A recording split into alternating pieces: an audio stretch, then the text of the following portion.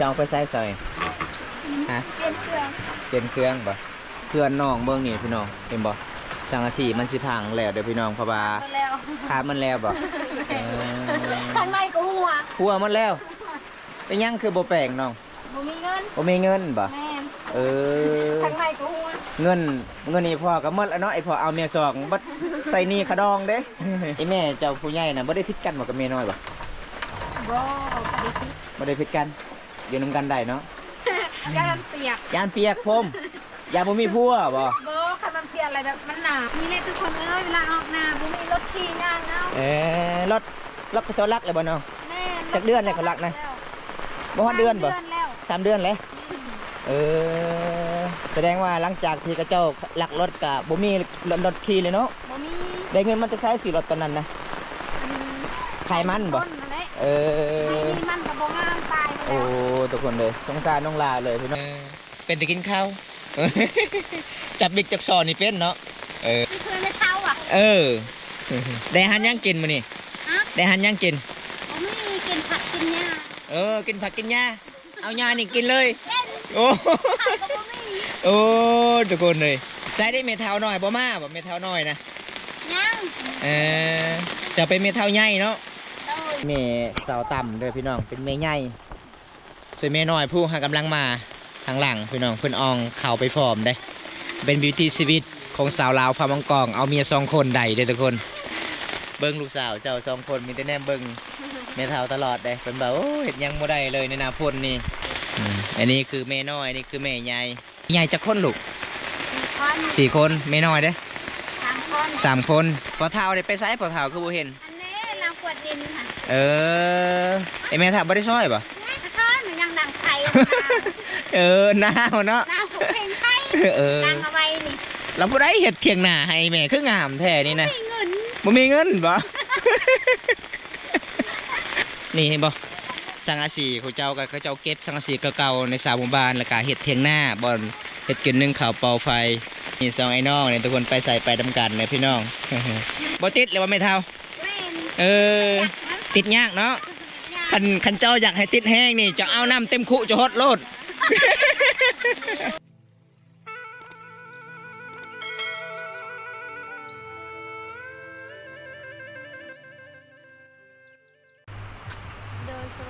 ตอนนี้สิไปใส่ไปเฮือนอาตำไปเฮือนสาวอาตำโอ้สาวตำที่มีแม่2 คนโอ้ใกล้ปฏิเฮือนเจ้าใกล้บ้านน้องโอ้ไปคนมื้อนี้ก็คือสุกกับสิพาไปเยี่ยมไปยามน้องสาวตำทุกคนเลยเป็นหมู่คู่ของบ่าวตาสมัยแต่เป็นนักเรียนอันนี้บรรยากาศในนาพ่นอยู่ที่หมู่บ้านคุณศรีเมืองนองแขวงสะแก้วเขตเด้อทุกคน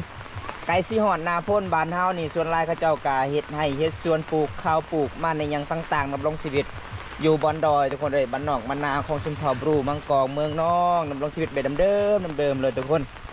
เห็นบ่อันนี้เฮือนเขาเจ้ากาสิอยู่บ่ได้แล้วพี่น้องเอ้ยหญ้าขามันก็สิมือเปื่อยมาแล้วพี่น้องนี่มื้อนี้ก็คือบ่สุกกาสิพาบ่ตาไปเลาะชนบทหมู่บ้านนี้เด้อทุกคนนี่เป็นบ้านเขาเจ้าเด้บางคนบ่มีไฟฟ้าก็ใส่โซลาร์เซลล์เอาทุกคนเลยเห็นบ่อันนี้เส้นทางเขาออกจากเมืองนอกทุกคนเส้นทางออกไปเมืองนอกพี่น้องโอ้เฮือนหลังนี้ฝนตกก็อยู่บ่ได้เลยทุกคนเลยเห็นบ่หญ้าคามันก็สิมุนมันแล้ว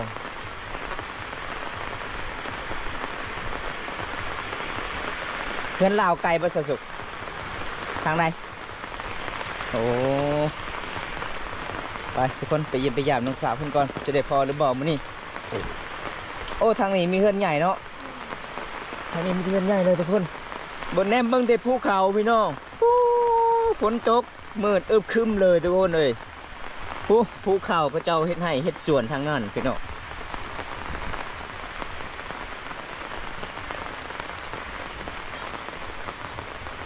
บรรยากาศยามตอนเช้าๆเลยทุกคนมื้อนี้น้องสุกกับสิพาบำตาไปเลาะในหมู่บ้านทุกคนในนาพลท่านสิเดินทางออกจากบ้านไก่กะทางกสิบ่ได้ช่วงนี้กะไก่สิหอดนำใหญ่อย่าน้ำอันตรายเฮาเดินทางเลยทุกคนก็เลยเฮากะไปเลาะรับชมหมู่บ้านที่บ่ถึกน้ำห้วยหรือว่าบ่ถึกน้ำเสทุกคน ราะว่าบอมตากระจัดให้ตาม FC หลายๆคนให้บอมตากไปอัปเดต ตามเขตชนบทในนาพลคันสิเดินทางแบบหมู่บ้านที่นอกจากเมืองแล้วว่าหมู่บ้านที่ตามภูเขาก็เป็นผู้ได้หนึ่งผู้สาวบ่เนี้ยโอ้ผู้สาวเนี้ยผู้สาวคือแลนด์นี่ไว้ สิไปใช้นี่นะฮะ หน้า เออ สิออกหน้าบ่ แม่ ไปเอาหยัง อ่านกระดมตะกับไทยนา เอ้านำใหญ่คือไทยนาได้ ไทยแล้วเด้สิบ้านกา แสดงว่าปีนี้ก็คือแร่แล้วเนาะบ้านเฮาเนาะเฮ็ดหน้าเฮ็ดสวนทุกคนเลย เจ้าบ่ไทยบ่ บ่ลุงไทยแต่ว่าไปซอยขาเตาบางทีรถข้ามมายังไง ส่วนน้องเจะได้คือบ่ไปนะ เราก็สบาย โอ้บ่สบาย แม่ เป็นสาวสวรรค์เป็นบ่าวสวรรณเขตเลยเนาะเอาน้องสาวเพิ่นกะเยี่ยมว่าสิออกหัดหน้าให้ทุกคนเลย อันนี้เป็นเพื่อนเจ้าสตัมนี่บ่ฮะ แม่น คอยด้นแน่บ่ได้มาเยี่ยมมายามแต่ตอนคอยไปส่งเจ้าเมื่อตอนนั้นยังน้อยๆบ่จื้อเลยคนเพื่อน อันนี้เป็นฮานบ่ แม่นค่ะ เจ้าบ่นอนอยู่นี่นะนี่พ่อแม่จะได้นอนนี่ใช่ ที่บ้านที่เราเป็นคนไม่ค่อย นี่แม่2คนมานอนอยู่นี่หมด หนูพอเพียงแค่แม่คนนึงเนาะ เอาเพิ่นมีแม่2คนนี่ทุกคนใส่น้องสาวจ้ะนะ ฮะ น้องสาวจะไปใส่ คนนึงอยู่บ้าน ยังบ่ทันออกจากห้องเลยโอ้เอาพี่น้องอันนี้สาวตำคนงามเด้ทางพุ่นสาวคนสวย เป็นสาวลาว2ไอ้น้องเด้อทุกคนสาวสุกน้องทรายเพิ่นว่าไปไซส์เมื่อกี้นี่นะ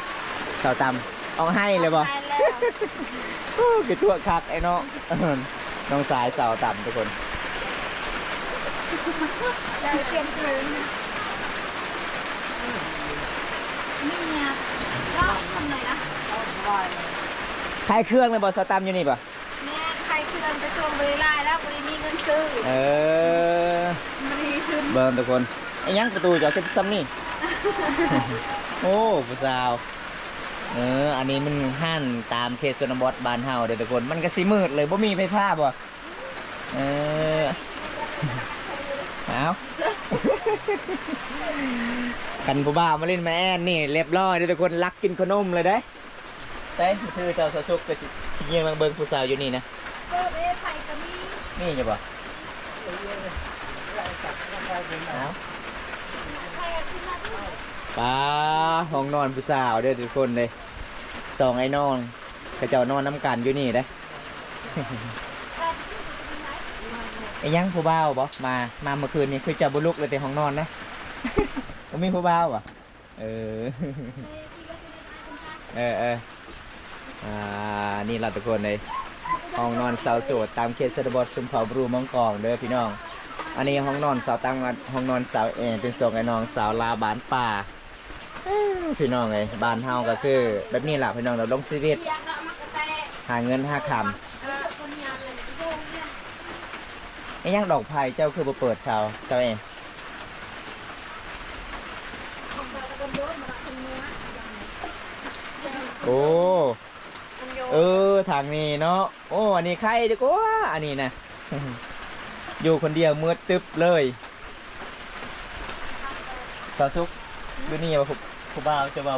าวมาเล่นนะตลอดเลย เป็นสองก็เล่นนี่เราไปอยาก โอ้ซองอันนี้เป็นสาวที่รู้จักหนังสือเด้ ซองไปใส่ซอยฮะ เปลี่ยนเครื่อง เปลี่ยนเครื่องบ่ป้าเบิ่งทุกคนเลยเพื่อนน้องเบิ่งนี่พี่น้องเห็นบ่จังสีมันสิพังแล้วเดี๋ยวพี่น้องเพราะว่า แล้ว ขามันแล้วบ่ ข้างในก็หัว หัวมันแล้วเป็นยังคือบ่แปลงน้อง บ่มีเงิน บ่มีเงินบ่ แม่ ข้ างในก็หัว เงินนี่พ่อก็หมดแล้วเนาะไอ้พ่อเอาเมียสองบัดใส่หนี่ขะดองเด้ พี่น้องเลยสงสารน้องหลายเลยพี่น้องอันนี้คือน้อง2คนกลับมานอนจุดนี้เด้เพื่อนใหญ่ก็คือ อีเม่พอนอนทุกคนเลยน้องสาวเพิ่นกับมีเม่2 คนตอนนี้น้องสาวเพิ่นกะเตรียมเครื่องพร้อมกะสิออกจากนาไปซอยนาบาวบ่ ลุง ลุงเนาะอืม ซอยลุงซอยคอใส่นา เจ้ามีรถไทยบ่เพิ่นเจ้ามีอยู่เนาะอืมอยู่ร่วมกันจักคนเห็นเจ้าเนาะ 12 คน 12 คน แม่ ป้าหลายเด้ ค่ะ หลายเนาะได้แม่2 คนเด้พ่อคนหนึง ยายก็2 คน ไอ้แม่เจ้าผู้ใหญ่น่ะบ่ได้ผิดกันบ่กับแม่น้อยบ่ บ่ได้คิด บ่ได้ผิดกันอยู่นํกันได้เนาะคือกันกับไอ้แม่สะออนสะจอยบันประชุมตั้งอะไรไปใส่ไปนํกันหาหน้าใหม่ไปหานํกันสุดยอดเลยได้ไปเบิ่ง แต่มื้อนี้คือไดีฟอน้องสาวต่ำตั้งแต่น้องไปเรียนชุนเผ่าพุ่นล่ะทุกคนเด้ตั้งแต่น้องก็ยังบ่มีรถสิกลับบาทบ่ตาไปส่งตอนนั้นยังน้อยๆยังน้อยๆซำนี้เนาะเจ้านั้นเนาะ แม่น ยังน้อยๆเลยทุกคนมาหอมนี่ เฮาเรียนม .1 มหนึ่งบ่ตอนนั้นบ่ แม่นยังน้อย อ๋อ อายุประมาณ12 13 ปี 13 ปีเนาะอ๋อส่วนบอมตาก็เป็นเท่าแล้วตอนนั้น แสดงว่าออกมาหน้ามานี่กับน้องสาวเจ้า แม่นหน้าก็อยู่ในนี่รถ เออ ทางงานเขาไปตักน้ำดี โอ้โดด ออก เลย ไปหน่อยหนึงก็ฮอด อืมเอาทุกคนเดี๋ยวเขาก็สิไปเบิ่งวิถีชีวิตน้องก่อนไปเบิ่งหน้าของน้องก่อนเลยทุกคนเลยไป ไป เจ้า นั่นใส่อันนี้ ยามันเปียก ยานเปียกพรมยานบ่มีพัวบ่ โบคันมันเปียกอะไรแบบมันหนาว เออคือว่ามันเปียกเนี่ยบ่ได้พัวเลย เอาซื้อนู่นใส่น้องขนมก่อนอยากถือขนมเลยน้องน้องอยากกินขนมอีหยังเดี๋ยวอันสิซื้อให้กินเออ คือขนมยังวันนี้ เลือกเลยขนมหยังน้องอยากกินเออเอาโลด เอาโหลดที่เอา วางไว้สาวเอ๊ะจะหน่อยชงจะรุดเด้นี่เสียงชงเจ้าคือใหญ่เด้โอ้เพิ่นต้องมีเสแอวเด้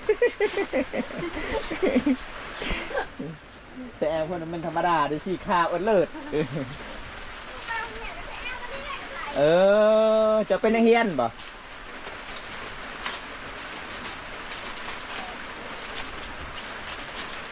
ก่อนครับมีทอง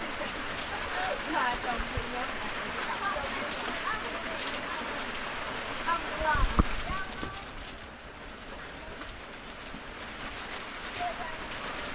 ลำบากเนาะในนาพลบ้านเฮาเนาะเฮ็ดให้เฮ็ดส่วนดำรงชีวิตปลูกข้าวทุกคนเลยทำบ่เฮ็ดก็บ่มีข้าวกิน ก่อน เอาเท่าไร ก่อน2,000ก่อน 3,000เอามาซื้อซอยน้องก่อนทุกคนเลย เยอะ ดีแล้ว ก็มีทองใหญ่ เอาสาวสุกกระจับอันนี้เดี๋ยวหน่อยซอตำกับซอแอร์นาวๆนี่อยากกินขนมเด้ เพื่อนไทยอยู่นาจะน้อยเรียบร้อยเด้อทุกคนเลย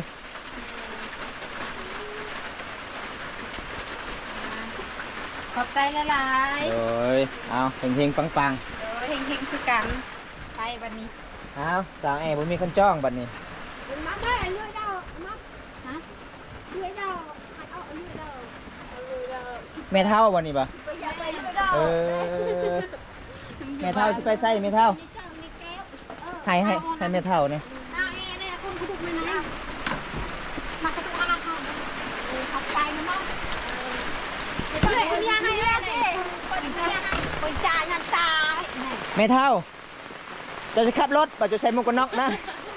มันมีรักกันนะหนูรักแล้ว เออ รักกันหนูรักแล้ว เออ ใส่หมวก ใส่หมวก ใส่หมวกไง เออไอแม่เพิ่นก็บอกเล่าเก่งนะทุกคนแม่เท่าเพิ่นนะเอ้า ไปกูเด้อ ล้านยักซอยเจ้าแม่เท่าเอ้ย ไปลูก เอ้าญาติกันแล้วทางล้านทางอายะสิปิดกันแล้วจังหน่อยนี่ อายะยังเนี่ย ยังแข็งๆอยู่ได้อายะเลย คนมาตัวปลา โดย แสดงว่ายืนอายะนี่เพิ่นว่ารถบ่มีเลยเด้อทุกคนนี่เขาเจ้ารักแล้วพี่น้องรถอยู่เพิ่นเซาต่ำ อันนี้รักตาแหวนมัดอันนี้เจ้า เอาอายะเพิ่นยังแข็งๆอยู่เด้อ เล่นลงปลา ไป ไอ้อะไรเนี่ย ให้เขาได้ให้น้องเซาต่ำเนี่ยขนมนะ โอ้อยู่เรือนพุ่นน้องสาวต่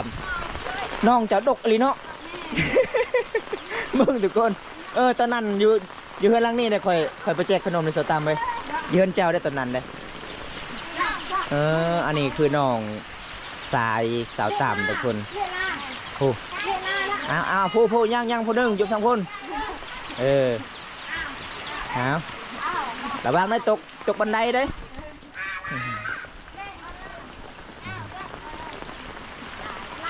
ไป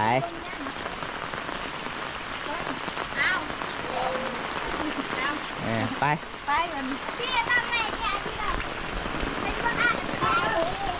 ไปทุกคนเลย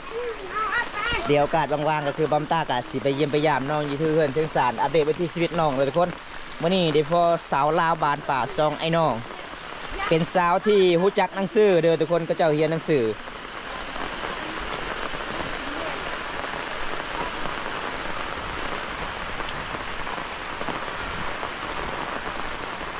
บรรยากาศงานตอนเช้าๆอยู่ที่เขตสุรบดหมู่บ้านคนสีเมืองน้องเลยทุกคนนี่อันนี้มันเขาเจ้ากะสีมามัดงัวหรือว่าผูกงัวตามตารางเฮือนเลยทุกคนแบบหมู่บ้านนี่ก็คือเขาเจ้ากับบางคนเฮ็ดขอกนอกจากบ้านบางคนกับบริเฮ็ดขอกเลยทุกคน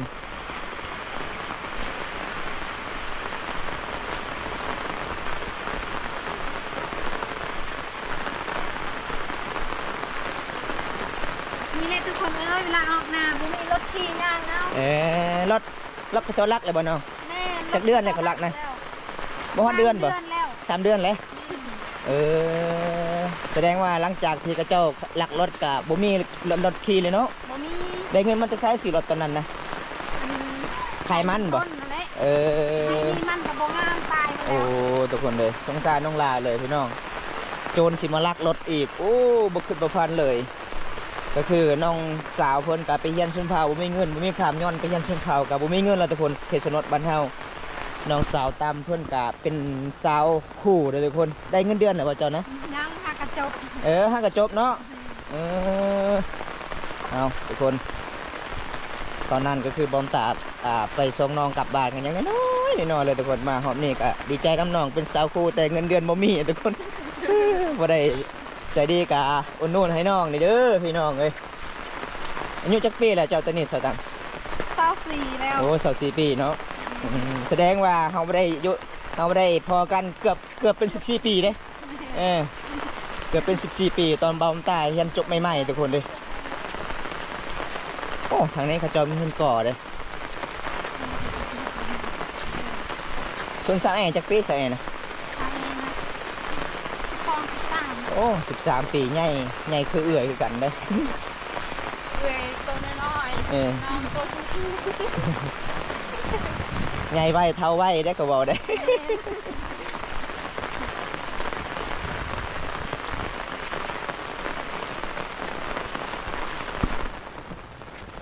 แต่ละปีได้ลายว่าเขาบ่ปีกายนี่นั่นมาเฮาเพนำมันเพาะได้เลยได้จะ10 ศอกเพราะว่าปีกายนี่ฝนตกหลายเด้โอ้มีแต่น้ำท่วมไปเลยโดยอันนี้เส้นทางไปเอาน้ำได้เนาะเส้นทางไปเอาน้ำกินเลยทุกคนบนหน้าจะเท่าได้ขับตัดหนึ่งโอ้แบบหมู่บ้านน้องกะบ่มีบางเขาเจ้าขายน้ำมีติดประตักน้ำสร้างน้ำหัวดำรงชีวิตเด้อทุกคน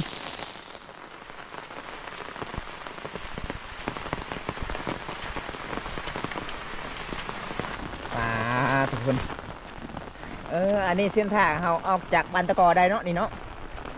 เป็นเส้นทางลัดเลยทุกคนบอมตาก็เคยไปอยู่ทางเส้นทางนี้พี่น้องตอนนั้นตอนไปถ่ายสสุกโอ้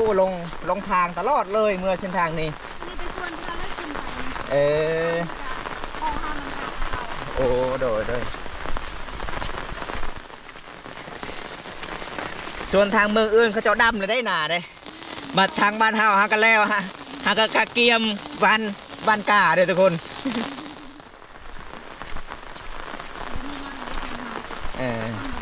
แม่เกือบเป็น3 เดือนเนาะ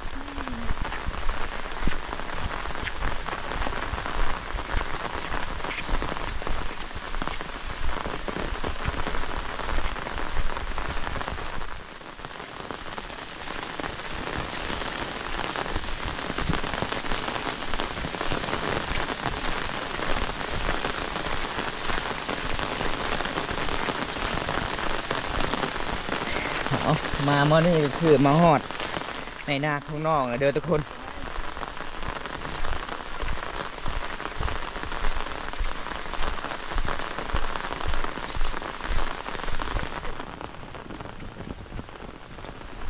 เอาตอนนี้ก็มาหอดอยู่ที่เทียงหน้าน้องสาวเพื่อนเลยเด้อทุกคนเลย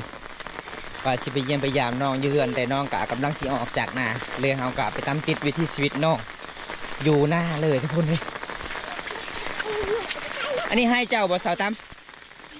โอ้ขาวบ่งามเนาะขาวบ่งามเลยทุกคนมันกระสิบกุ้มกินเด้อพี่น้องเห็นบ่ปกติแต่ละปีเขาเฮ็ดให้ช่วงนี้กับจะเป็นน้ำหอดเพียงหัวเข่าแล้วพี่น้องมาหอบนี้ก็คือเขามันกระสิบบ่งามก็ได้นอนเป็นในพ่อบ่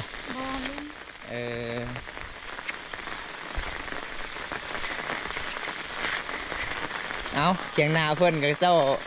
ใส่เปย์อย่างเดียวได้ ไซส์เขาว่าไทยเลยบอกอยู่ไซส์ของไทยนะป้าอันนี้ก็คือหน้าของน้องสาวเพื่อนนะทุกคนมันสิไทยยากเลยพี่น้องฝนตกห่ำโอ้ปีนี้ก็คือยังมาทันดำหน้าทุกคนเลยทางกระบานกานี่บรรยากาศในนาพลในเขตชนบทหมู่บ้านน้อง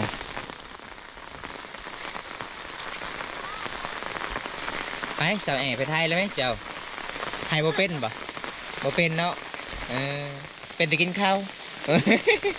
จับบิ๊กจักซอนนี่เป็นเนาะผมว่าบ่เป็นได้ เห็นยังไม่เท่าดังไฟน่าวปลาอารมณ์ดีช่วยไม่เท่าอ่ะได้หันยังกินมื้อนี่ได้หันยังกินมีกินผักกินหญ้ากินผักกินหญ้าเอาหญ้านี่กินเลยโอ้ทุกคนเลยนั่นจะเลี้ยงคนเลี้ยงคนโดยเทียงหน้าชิอยู่กับบุมีเนาะเขาให้กับบ่งามได้ปีนี้เด้เอาเสียเอายังมาติกินแบบนี้กินไม่และกินผักงาทุกวัยนี่ใส่ได้เม็ดเท้าหน่อยบ่มาบ่เม็ดเท้าหน่อยนะยังจะเป็นเม็ดเท้าใหญ่เนาะโอ้อันนี้คือพ่อเท้าเลยทุกคนฮะ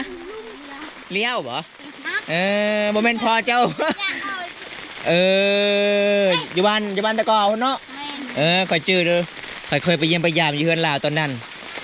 เอาเราก็เป็นอีฟอสาวมือทุกคนเป็นตามกันมามนี่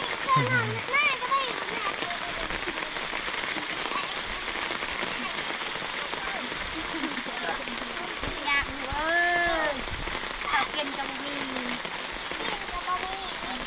เขากินบะหมี่แล้วเนาะคนนี้เมทัลอยู่เฮือนในเมทัลมันหลายคนเด้12 คนพี่น้องอันนี้คือเมสาวต่ำเลยพี่น้องเป็นเมใหญ่ส่วนเมน้อยผู้หากำลังมาทางหลังพี่น้องเพื่อนอองเข่าไปฟอร์มได้เป็นบิวตี้ชีวิตของสาวลาวฟาร์มังกองเอาเมีย2 คนได้เลยทุกคนอยู่บ้านข่อยก็มีเขาจะเอาเมีย2 เมีย3ก็มีเลี้ยงบุกุมเนาะขันเฮาหาเงินบุกิกเนี่ยบุกุมมันสิติดไปไม่เท่าไอ้เบิ้งมันเปียกลายเนี่ยไม่เท่าเบิ้งลูกสาวเจ้า2 คนมีแต่แนมเบิ้งไม่เท่าตลอดเลยเป็นแบบโอ้เห็นยังบ่ได้เลยในนาพลนี่บานเฮาหากะเกียมบานเขากาบ้านคนอื่นเจ้าเกียมสำเร็จเลยเนาะดำนาเนาะทางบ้านเฮายังไม่ทันแล้วเลยทุกคนเลยดำนาเขาให้กับขี้ไล่มันบ่งามเพราะว่าปีนี้มันแห้งแรงตกเป็น3 เดือนนะทุกคนอันนี้คือแม่น้อยอันนี้คือแม่ใหญ่เป็นครอบครัวสาวตำสาวแอเลยทุกคนแต่ใครลูกสาวเจ้า2 คนนี่เกี่ยวกับหนังสือนี่ฮู้จักเนาะ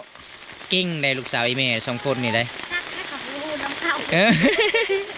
เอาลูกสาวไอแม่บอกภาษาลาวได้เด้ไม่เท่าไอ้น่าจะได้เคยฟังลาวคนแล้วบอกภาษาลาวได้ภาษาก็ได้หนังสือก็ได้หนังสือบ่ได้เหรอไอแม่และสอนให้นะก็บ่เป็นนะไอแม่ก็เป็นบ่โต เออ ไอแม่เพิ่นนี่เว้าลาวเก่งแต่ทุกคนอารมณ์ดีได้พี่น้องเลยไอแม่น้อยก็เว้าได้ภาษาลาวบ่ จักน้ำข้าวมันลาว เออ ท่านจะละลาจังเลย ได้กันปุ่นเด้ลาวนะ ลาวสิไปไทยนา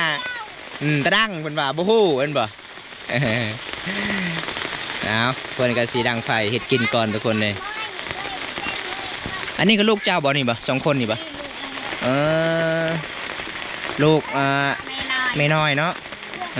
แม่ใหญ่จักคนลูก คน 4 คนแม่น้อยเด้ 3 คน 3 คน7 คนเอ้า7 คน กระต่ายกับ1 ชาม โดย ขายซอง1 ช่อง พอเท้าได้ไปไสพอเท้าคือบ่เห็น อันนี้เราขวดดินค่ะ ไอแม่ทับบ่ได้ซอยป่ะ กระชอนมันยังดังไฟ หนาวเนาะ น้ำผมเป็นไฟ ดังเอาไว้นี่ เราบ่ได้เฮ็ดเถียงหน้าให้แม่คืองามแท้นี่นะ ไม่เงิน บ่มีเงินบ่ แม่เป็นคนฝึกนะเว้ โดยเบิ่งดูว่าเถียงหน้าไอแม่เฒ่านี่เบิ่งพี่น้องเลยคันมีสังอาชีพแม่เฒ่าจะเฮ็ดเป็นเถียงหน้าบ่ อยากเฮ็ด อยากเฮ็ดแหล้วเนาะโอ้โดยสงสารเลยทุกคนสงสารครอบครัวเซาต่ำเด้อพี่น้องนี่เห็นบ่สังอาชีพเขาเจ้าก็เขาเจ้าเก็บสังอาชีพเก่าๆในสาวหมู่บ้านแล้วก็เฮ็ดเถียงหน้าบ่อนเฮ็ดกินนึ่งข้าวเป่าไฟทางพวกเขาเจ้าเอาไผบัดไผยาทุกคนแล้วก็มามัดเปโอ้ยพี่น้องลำบากเลยในบ้านเฮาพี่น้องครับผู้ใดใจะดีกัดซอยดีเด้อพี่น้องนี่สองไอ้น้องเนี่ยทุกคนไปใส่ไปทำกันเลยพี่น้อง หาเงินหาคำบ่เป็นเพราะว่าน้องก็เป็นสาวนักเรียนทุกคนก็คือเอื้อยจบแล้วพี่น้องแต่ยังบ่ได้เงินเดือน ไอ้ยังบ่ติดเลยว่าไม่เท่าติดยากเนาะคันเจ้าอยากให้ติดแห้งนี่จะเอาน้ำเต็มคุจะฮดโลด